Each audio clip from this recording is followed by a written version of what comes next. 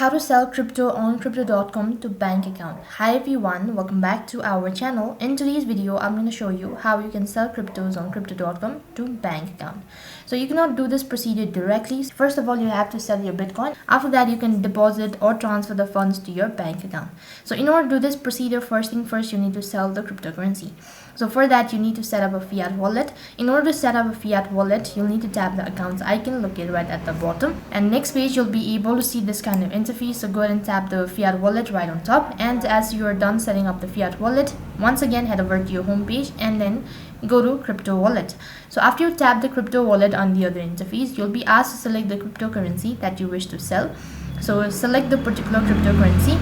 And after that, enter the amount of cryptocurrency that you wish to sell. So after you're done with that as well, now to add it to your bank account, you'll need to make sure that you've already linked your bank account to crypto.com. If not, go to your home page and then make sure to link your bank account.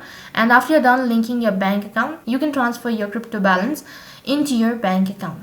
So that's basically how it works. That is all for this video. I hope the video was helpful. Make sure to like, share and subscribe to our channel.